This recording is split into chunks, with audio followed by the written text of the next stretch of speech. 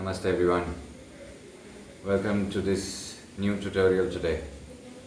And on request today we are doing Bakasana, crow pose, and also kakasana, crane pose. I hope everybody is doing well. This is today going to be an arm balancing posture. And we need a pretty strong core to be doing this posture, so don't get disheartened if it doesn't happen today. We will try and learn the technique and reach as far as our body allows us to go today. And then eventually we will be able to get into the posture. And by learning the technique, you can always do the posture correctly, your alignment would be right, and then it happens a little more easily when the alignment is right. So we will try and learn that today. I am now going to go back on my mat. Let's meet on our mats. Alright, so for this one, this posture, we have to squat down.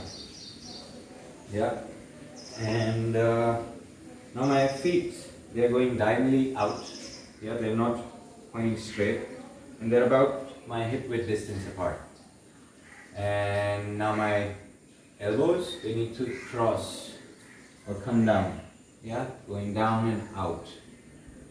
Now the big bone in my arm, the upper arm, and the big bone in my leg, is intersecting at a certain point, either high up here or as low as is possible. It depends and it varies with different people depending on how open our hips are and how flexible our body is. So our hands now reaching down to the floor, and again the hands are also about the same distance as your feet. The middle finger is pointing straight ahead, not pointing in any direction.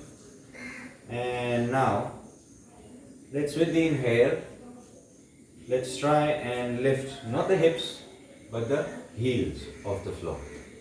You're on your toes, and try not to look down. When you look down, the spine rounds, which is not good. We want the chest to be more open so that you're looking forward. And now push the hand into the floor and now lift the hips up. Keep looking forward, and then one foot at a time. You can try and lift the feet up. Manage the weight on your hands, keep looking forward. If this gets easy for you, try crossing the feet at the back. And hold the pose for as long as your body allows. And then slowly coming down, same way. Now, it is not an easy posture, so we may need to be trying it at least 3 or 4 times, and then we may find it. And even if you don't find it today, it's completely fine. You don't need to get disheartened. It will happen when the body is ready for it. And now the next variation of the same pose or the same arm balance, Bakasana, is kakasana. We will try and do that today also. So for Bakasana, our elbows are down and out. For kakasana, your knees go in your armpits. So if you can just keep your arms straight and be sitting just like this, this is more than enough. A lot of the posture is taken care of here already. If you can just sit with the knees in the armpits. And now I've got my hands down on the floor, and in crow pose we lift it onto the toes, lifting the heels. But this time not the heels first. This time it's going to be the bum, because we want to keep the knees in the armpits. So lifting the bum up, keeping your arms straight, and now you tiptoe. You lift the heels up, keeping your arms as straight as you can, bringing your hips over your shoulders and trying to lift one foot at a time.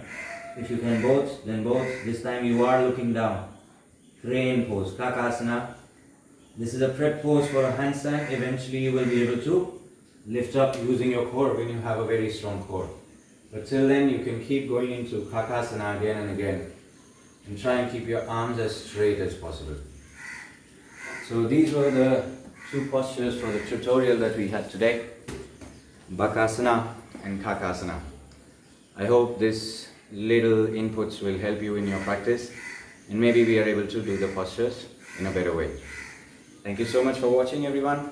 Have a wonderful day. Namaste.